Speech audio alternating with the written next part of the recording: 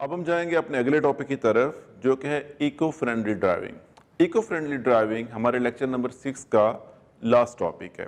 Eco friendly driving का क्या मतलब है? इको फ्रेंडली ड्राइविंग का मतलब है कि आपको इस स्टाइल के साथ ड्राइविंग करनी है कि जिस तरीके से आप फ्यूल को कम से कम इस्तेमाल करें, फ्यूल कम से कम यूज़ हो। इसके साथ साथ गाड़ी में से जो गैसेस जो निकलती हैं, जैसे कि जब आप ड्राइविंग करते हैं तो आपकी जो गाड़ी का एग्जॉस्ट है, एग्जॉस्ट से जो गैसेस निकलती हैं, ये बेसिकली गैसेस जो हैं ये एनवायरनमेंट को, माहौल को हार्म करती हैं, उनको नुकसान पहुंचाती हैं। बट अगर आप इको फ्रेंडली ड्राइविंग के तरीके से गाड़ी चलाते हैं तो इससे फ्यूल कम करने के साथ साथ आप इन गैसों का अखराज भी कम कर सकते हैं। इको फ्रेंडली ड्राइविंग का मतलब है कि आपको ऐसे तरीके से ड्राइविंग करनी है कि आप मैक्सिमम मॉडर्न टेक्नोलॉजी को यूज़ करें, आप स्मूथली ड्राइव करें, आप एक्सेलरेशन का यूज़ स्मूथ रखें, आप प्रॉपर तरीके से एक्सेलरेशन को यूज़ करें। एक्सपर्ट्स ये कहते हैं कि अगर आप इको फ्रेंडली तरीके से ड्राइविंग करते हैं या अगर आप ड्राइविंग के दौरान इको फ्रेंडली ड्राइविंग का सिस्टम यूज़ करते हैं तो आप 5 से 10% फ्यूल को सेव कर सकते हैं। इको फ्रेंडली स्टाइल जो ड्राइविंग है ये आपकी मदद करती है, जैसे मैंने पहले कहा कि फ्यूल कंजप्शन को रिड्यूस करती है, फ्यूल के इस्तेमाल को कम करती है। इसके साथ साथ कार्बन डाइऑक्साइड जो गैस होती है जो कि आपकी गाड़ी के एग्जॉस्ट से बाहर निकलती है, इसकी इमिशन को, इसके अखराज को कम करती है। तो जब फ्यूल कम यूज़ होगा, कार्बन डाइऑक्साइड गैस एग्जॉस्ट से कम बाहर निकलेगी, तो आपकी जो इन्वायरमेंट है, जो आपका माहौल है, इसको भी आप सेव कर सकते हैं। इसके साथ साथ अगर आप प्रॉपर तरीके से गाड़ी चला रहे हैं, इको फ्रेंडली स्टाइल यूज़ कर रहे हैं तो शोर कम होगा, इसकी वजह से नॉइस पोल्यूशन जो है ये भी कम हो जाएगी। एट द सेम टाइम गाड़ी की जो रिपेयरिंग है, क्योंकि जब आप अपनी गाड़ी को हार्म नहीं कर रहे, जब आप प्रॉपर टाइम पे एक्सीलेटर यूज़ कर रहे हैं, प्रॉपर टाइम पे गियर चेंज कर रहे हैं, अगर आप मैनुअल ट्रांसमिशन गाड़ी चला रहे हैं तो इससे आपकी गाड़ी की जो मेंटेनेंस है ये भी कम होती है, गाड़ी का वेयर एंड टेयर कम होता है और इससे गाड़ी चलाने वाले के ऊपर कम स्ट्रेस होती है, उसका जो जहनी दबाव होता है वो कम होता है, जो पैसेंजर्स होते हैं वो सेफ होते हैं और एट द सेम टाइम वो लोग स्ट्रेस के अंदर नहीं होते। और डेफिनेटली जब आप इको फ्रेंडली ड्राइविंग स्टाइल से गाड़ी चलाते हैं तो आप एक्सीडेंट्स के रेट को भी कम कर सकते हैं। The safe driver behaviour can be achieved, तो जो एक हिफाजती ड्राइविंग का रवैया है, जो तरीका है, वो हम लोग हासिल कर सकते हैं। लेकिन कैसे? ऑफ कोर्स जब आप इको फ्रेंडली ड्राइविंग को अडॉप्ट करते हैं, आप एंटिसिपेटरी ड्राइविंग स्टाइल रखते हैं। एंटिसिपेटरी ड्राइविंग स्टाइल क्या होता है? एंटिसिपेटरी ड्राइविंग स्टाइल वो स्टाइल होता है कि जब आप किसी भी चीज़ को देखने के बाद इस चीज़ का इंतज़ार नहीं करते कि आप उस सिचुएशन तक पहुँचें और पहुँचने के बाद आप रिएक्ट करें, बल्कि आप सिचुएशन को पहले से ऑब्जर्व करते हैं, उसको देखते हैं और उस सिचुएशन के बारे में अंदाज़ा लगाते हैं कि ये सिचुएशन क्या हो सकती है। अगर मैं इसी स्पीड और इसी पोजीशन या इसी सिचुएशन में कंटिन्यू करता हूं तो इससे मुझे क्या नुकसान होगा। तो आप उस सिचुएशन को पहले से जांच के, उसका अंदाज़ा लगा के, उसके बारे में एक अपने माइंड में एक फ्रेम बना के आप पहले से उसके लिए प्लानिंग कर सकते हैं। आप अपनी स्पीड को कम कर सकते हैं। Less stressful and aggressive driving style, इससे आपका जो ड्राइविंग स्टाइल है वो एग्रेसिव नहीं होगा, आप हमेशा कॉम तरीके से गाड़ी चलाएंगे और आप कम ओवरटेकिंग करेंगे। देखिए, ओवरटेकिंग आप जितनी बार करते हैं आपको स्पीड इंक्रीज करनी पड़ती है, क्योंकि कभी भी जब आप ओवरटेकिंग करना चाहते हैं तो आपको उस गाड़ी से अपनी speed at least 15 kilometre per hour ज़्यादा करनी पड़ती है जिस गाड़ी को आपने ओवरटेक करना है। तो एवरी टाइम जब आप स्पीड ज़्यादा इंक्रीज करते हैं, आप फ्यूल ज़्यादा यूज़ करते हैं, आप फ्यूल ज़्यादा यूज़ करते हैं तो जो CO2 गैसेज हैं उनका अखराज या उनकी इमिशन जो होती है एग्जॉस्ट से ज़्यादा होती है। तो जितना आप कम ओवरटेकिंग करेंगे उतना ही आप स्पीड को कंट्रोल करेंगे, उतना ही आप फ्यूल को कंट्रोल करेंगे और इसी हिसाब से आप अपनी इन्वायरमेंट को, अपने माहौल को बेहतर कर सकते हैं। How to keep the vehicle prepared for eco friendly driving, हम अपनी गाड़ी को, अपनी गाड़ी के इंजन को, अपनी गाड़ी को इको फ्रेंडली कैसे रख सकते हैं? इसके लिए सबसे पहले आपने अपनी गाड़ी को रेगुलरली सर्विस करना है। अब बहुत से लोगों के जहन में ये ख्याल आता है कि रेगुलरली सर्विस का मतलब है सिर्फ ऑयल चेंज करना और फिल्टर चेंज करना। ये तो बहुत ज़रूरी है कि आप अपनी गाड़ी का ऑयल, इंजन ऑयल और उसका फिल्टर बिल्कुल टाइम पे चेंज करना है, लेकिन इसके साथ साथ गाड़ी में और भी बहुत सारी चीज़ें होती हैं जिनके बारे में आपको ख्याल करना है। तो हमारे आगे आने वाले लेक्चर्स में हम आपको बिल्कुल तफसील से ये बताएंगे कि आपने अपनी गाड़ी को किस तरीके से प्रॉपरली मेंटेन करना है। तो मेंटेनेंस का मतलब ये नहीं होता कि आपने सिर्फ इंजन ऑयल और फिल्टर को टाइम पे चेंज करना है, बल्कि इसके अंदर और बहुत सारे कंपोनेंट्स हैं, बहुत सारे हिस्से हैं, बहुत सारी चीज़ें हैं जिनको सही तरीके से मेंटेन करके आप अपनी गाड़ी को इको फ्रेंडली ड्राइविंग गाड़ी बना सकते हैं। Always keep the engine tune, engine को हमेशा सर्विस रखें, प्रॉपरली ट्यून करें। इसके लिए ज़ाहिर है आप खुद तो नहीं कर सकते, तो आपको कॉम्पिटेंट टेक्नीशियंस के पास जाना पड़ेगा। वही लोग गाड़ी के बारे में प्रॉपर नॉलेज रखते हैं, वो आपकी गाड़ी के इंजन को बेहतर तरीके से ट्यून कर सकते हैं। Check the tyre pressure regularly, low tyre pressure consume more fuel. ये बहुत इंपॉर्टेंट है जानना और समझना हमारे लिए कि टायर प्रेशर जो है ये हमें प्रॉपर मेंटेन करना चाहिए। हर गाड़ी का जो टायर प्रेशर होता है वो अलग अलग होता है। अगर आप एक सैलून गाड़ी चला रहे हैं तो उसका टायर प्रेशर अलग होगा। अगर आप 4x4 गाड़ी चला रहे हैं तो उसका टायर प्रेशर अलग होगा। अगर आप एक हैवी बस या एक हैवी ट्रक चला रहे हैं तो उसका टायर प्रेशर कम होगा। टायर प्रेशर के बारे में जो बेहतरीन इंफॉर्मेशन आपको मिलेंगी ये आपकी गाड़ी की जो बुक होती है, जिसको हम लोग ऑनर्स मैनुअल कहते हैं, उस बुक से इसके बारे में मालूमात आपको मिल सकती हैं। आपकी गाड़ी के जो ड्राइविंग का डोर होता है, इसके लेफ्ट साइड पे एक प्लेट लगी होती है। उस प्लेट पे भी बहुत सी गाड़ियों में इंफॉर्मेशन दी जाती है कि इन गाड़ियों में टायर प्रेशर कितना होना चाहिए। तो टायर प्रेशर को आपने मेंटेन करना है। देखिए यहाँ पर अक्सर जो गाड़ियाँ रोड पे चलती हैं वो उनका प्रेशर ऑलमोस्ट कम होता है, क्योंकि जब गाड़ी चलती है और टायर प्रेशर को हम लोग कॉन्स्टेंटली या अमूमन आमतौर पर चेक नहीं करते तो वो टायर प्रेशर कम हो जाता है। जब टायर प्रेशर कम हो जाता है तो इसकी वजह से एक तो टायर के पंक्चर होने के चांसेस भी इंक्रीज हो जाते हैं, और एट द सेम टाइम जो लो टायर प्रेशर होता है इसकी वजह से भी गाड़ी की जो फ्यूल इकोनॉमी है वो इंक्रीज हो सकती है। यानी वो गाड़ी जिसके टायर अंडर इन्फ्लेटेड हैं या जिस गाड़ी के अंदर टायर का प्रेशर कम है वो डेफिनेटली ज़्यादा फ्यूल लेगी। तो जब वो गाड़ी ज़्यादा फ्यूल लेगी, अल्टीमेटली उसके जो ज़्यादा फ्यूल लेने की वजह से उसकी CO2 जो गैसेज हैं जो मैंने पहले आपको एक्सप्लेन किए हैं, उनका अखराज या उनकी इमिशंस वो ज़्यादा होगी और इसी तरह वो माहौल को ज़्यादा ख़राब कर सकती हैं।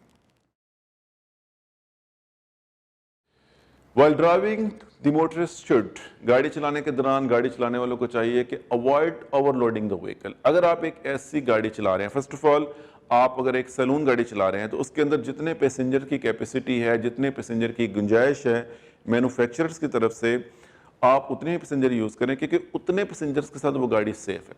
अगर आप कैपेसिटी या गुंजाइश से ज़्यादा पैसेंजर्स गाड़ी के अंदर रखते हैं या उनको लेके जाते हैं तो उसकी सेफ्टी जो है वो मुतासर होती है, कंप्रोमाइज़ होती है। एट द सेम टाइम अगर आप एक ऐसे यूटिलिटी व्हीकल यूज़ कर रहे हैं जिसके अंदर पैसेंजर्स के साथ साथ आप कुछ सामान भी लोड कर सकते हैं, अक्सर आपने देखा होगा कुछ पिकअप्स ट्रक्स ऐसे आते हैं जिनके अंदर आप पैसेंजर्स भी ले सकते हैं, क्योंकि वो डबल केबन्स होती हैं, इनके अंदर पैसेंजर्स भी बैठ सकते हैं और एट द सेम टाइम उनके अंदर आप सामान वगैरह भी ले जा सकते हैं। तो जितनी भी उसकी कैपेसिटी है, उसकी गुंजाइश है, जिसकी मालूमात आपको ऑनर्स मैनुअल से मिल सकती हैं, उसके मुताबिक ही आप सामान उसमें रखें। उससे थोड़ा कम रखें लेकिन उससे ज़्यादा ना रखें।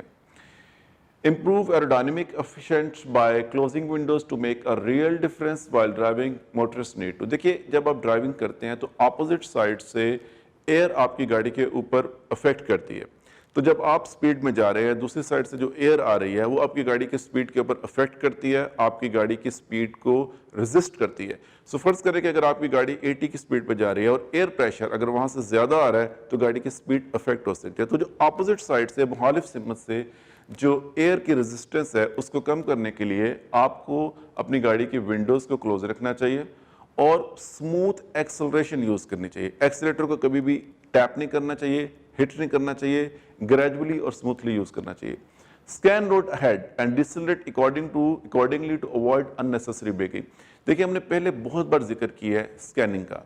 स्कैनिंग बहुत इंपॉर्टेंट है, क्योंकि जब आप अपनी आंखों को एक जगह पे फिक्स नहीं करते, आप स्कैन करते रहते हैं, तो स्कैन करने से आपको रोड के बारे में ज़्यादा से ज़्यादा मालूमात मिलती हैं और ये ज़्यादा से ज़्यादा मालूमात आपकी मदद करती हैं, आपकी हेल्प करती हैं पहले से एक्सीलेटर को कम करने के लिए।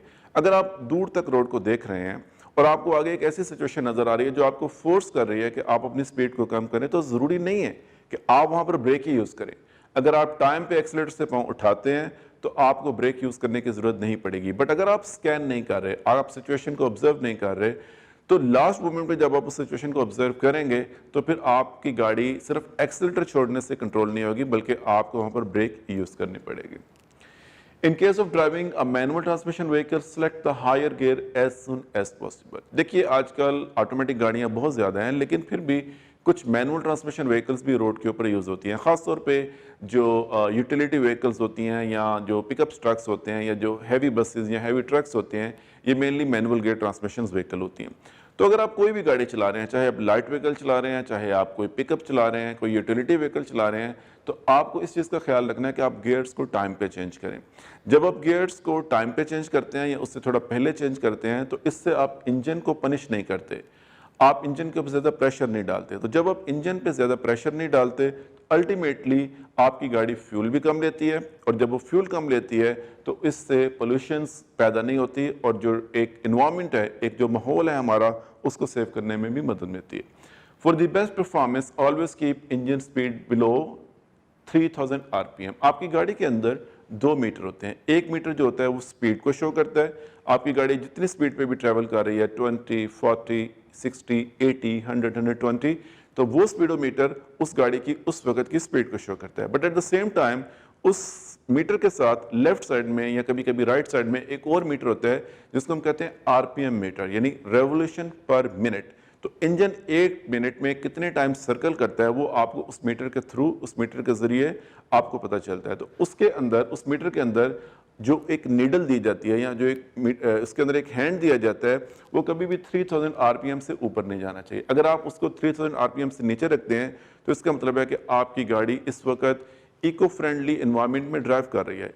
इट मीन्स कि ना तो गाड़ी के ऊपर कोई बर्डन है, ना तो ड्राइवर के ऊपर बर्डन है, और ना ही एनवायरनमेंट के ऊपर कोई बर्डन है। आजकल की बहुत सारी गाड़ियां ऐसी आती हैं कि इनके अंदर एक एक्स्ट्रा स्विच दिया जाता है जिसको इको फ्रेंडली स्विच कहते हैं, या जो उसको मुख्तलिफ नाम भी दिए जाते हैं। बट अगर आप उस स्विच को यूज़ करते हैं या आप उसको एक्टिवेट कर देते हैं गाड़ी में बैठने के बाद, तो आपकी गाड़ी हमेशा इको फ्रेंडली ड्राइविंग के अंदर ही चलेगी।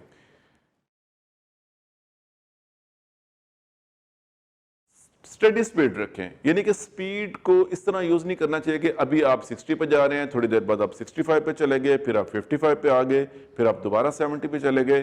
तो ये चीज़ जो है ये भी इको फ्रेंडली ड्राइविंग को प्रमोट नहीं करती। आपको चाहिए कि आप अपनी स्पीड को स्टडी रखें और कोशिश करें कि स्पीड लिमिट्स को फॉलो करें।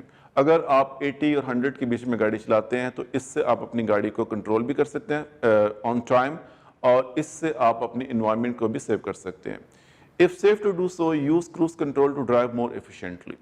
देखिए आजकल तकरीबन हर गाड़ी में क्रूज कंट्रोल आता है। क्रूज कंट्रोल के बारे में आप जानते होंगे कि क्रूज कंट्रोल एक ऐसा गाड़ी के अंदर बिल्ट इन सिस्टम होता है कि जिससे आप अपनी गाड़ी को किसी भी एक स्पीड पे होल्ड कर सकते हैं। अगर आप क्रूज कंट्रोल, हम लोग एडवाइस करते हैं कि ज़्यादातर आप उस वक्त यूज़ करें जब आप एक लॉन्ग जर्नी पे जाएं, आप हाईवे पे हों, जहाँ पे आपको बार बार गाड़ी को स्लो ना करना पड़े, बार बार ब्रेक नहीं यूज़ करनी पड़े, बार बार रोकना ना पड़े, बार बार आप ट्रैफिक की वजह से डिस्टर्ब ना हो, तो ऐसी किसी भी जगह पर आप क्रूज कंट्रोल का इस्तेमाल कर सकते हैं। हर गाड़ी में क्रूज कंट्रोल को एक्टिवेट करने का तरीका डिफरेंट होता है, तो आप अपनी गाड़ी के क्रूज कंट्रोल के बारे में ऑनर्स मैनुअल में से प्रॉपर इंफॉर्मेशन ले सकते हैं कि मुझे अपनी गाड़ी का क्रूज कंट्रोल कैसे यूज़ करना है। जब आप क्रूज कंट्रोल को एक्टिवेट करते हैं या उसको इस्तेमाल करते हैं तो आपकी गाड़ी एक ही स्पीड पर जाती है। जैसे कि आप एक हाईवे पर जा रहे हैं, आपका जर्नी है दुबई से अबू धाबी, हाईवे है, 5-6 लेन्स हैं, रोड के ऊपर बहुत सारी ट्रैफिक भी नहीं है, तो आप अपनी गाड़ी का क्रूज कंट्रोल सेट कर सकते हैं। जैसे आपने अगर 100 पे सेट किया है तो अब वो गाड़ी 100 की स्पीड पे ही जा रही है। इट मीन्स ये गाड़ी इस वक्त एक इको फ्रेंडली माहौल के अंदर चल रही है, जिसकी वजह से ना तो गाड़ी के ऊपर स्ट्रेस है, ना ही ड्राइवर के ऊपर स्ट्रेस है, और ना ही माहौल के ऊपर स्ट्रेस है। लेकिन इसके साथ साथ एक चीज़ का ख्याल रखें कि इको फ्रेंडली ड्राइविंग को अख्तियार करने के लिए और क्रूज कंट्रोल को यूज़ करने के लिए, अगर आप थके हुए हैं, अगर आप फटीग्ड हैं, या अगर आप रात के टाइम ड्राइविंग कर रहे हैं, तो आप क्रूज कंट्रोल को यूज़ मत कीजिए। बेहतर है कि क्रूज कंट्रोल को आप दिन के टाइम यूज़ कीजिए। Always reverse park into the bay. हम लोगों ने पहले भी ये बात डिस्कस की थी अपने प्रीवियस लेक्चर्स के अंदर कि जब आप 90 डिग्री एंगल पार्किंग में गाड़ी को पार्क करते हैं तो उसको रिवर्स में पार्क करें, ताकि जब आप फॉरवर्ड करें, जब आपने निकलना हो तो आप फॉरवर्ड पोजीशन में निकल सकते हैं। इससे एक तो ये होता है कि आपका विजन एब्सोल्युटली क्लियर होता है। दूसरा, जब आप सुबह सुबह गाड़ी स्टार्ट करते हैं और गाड़ी का इंजन अभी तक इतना गर्म नहीं होता, अपने एक डिज़ायर्ड टेम्परेचर तक नहीं पहुंचता, तो अगर आप रिवर्स करने के टाइम उसको रिवर्स करेंगे तो बार बार आपको आगे पीछे जाना पड़ेगा, आपका जो एक्सीलेटर है वो कांस्टेंट नहीं होगा, गाड़ी फ्यूल ज़्यादा लेगी। लेकिन वो गाड़ी अगर रिवर्स में पार्क है और आपने फॉरवर्ड पोजीशन में मूव करना है तो आपको एक तो विजन क्लियर है, आप हर तरफ प्रॉपर्ली देख सकते हैं, दूसरा बार बार आपको एक्सीलरेशन को कम एंड ज़्यादा करने की ज़रूरत नहीं है, तो अकॉर्डिंगली आपका फ्यूल वहाँ पर कम यूज़ होगा। Consider the time of the day to avoid frequent stops and avoid going through heavy traffic. जब आप एक ट्रैवल करने का प्लान करते हैं तो आप कोशिश करें कि आप दिन का वो हिस्सा या दिन का वो वक्त यूज़ करें या इस्तेमाल करें या चूज़ करें कि जब रोड के ऊपर ट्रैफिक कम हो, या आप रोड को अख्तियार करते वक्त, उसका इंतखाब करते वक्त उस रोड का इंतखाब करें जहाँ पर आपको पता है कि ट्रैफिक कम है और मुझे बार बार स्टॉप नहीं करना पड़ेगा, वहाँ पर बहुत सारे राइट टर्न्स नहीं है, वहाँ पर बहुत सारे लेफ्ट टर्न नहीं है, वहाँ पर बहुत सारे स्पीड ब्रेकर्स नहीं है और बहुत सारे अप्स एंड डाउन्स नहीं है। तो रूट के प्रॉपर तरीके से सिलेक्ट करने से और दिन का वो टाइम इस्तेमाल करने से जब रोड के ऊपर ट्रैफिक कम हो, आप इको फ्रेंडली ड्राइविंग को ऑब्टेन कर सकते हैं। So that was all about the lecture number 6। ये हमारा लास्ट टॉपिक था। Always drive safely and remember to follow the rules of the road. हमेशा एहतियात से ड्राइव करें और ये हमेशा याद रखें कि रोड के रूल्स हमारी हिफाजत के लिए बने हुए हैं, ये हमारे लिए हैं जो कि अथॉरिटीज़ ने बनाए हैं और इनको इम्प्लीमेंट किया है। तो अथॉरिटीज़ ने तो अपना रोल प्ले कर दिया, उन्होंने रूल्स बना दिए, उनको इम्प्लीमेंट कर दिया, बट अब ये हमारी जिम्मेदारी है कि हम इन रूल्स को समझें, इनको जानें और इनको प्रॉपर तरीके से यूज़ करें ताकि इससे हम अपने आप को, अपने पैसेंजर्स को और अपने इर्द गिर्द जितने भी लोग मौजूद हैं सबकी हिफाजत का हम लोग ख्याल रखें। So thank you so much, wish you all the best.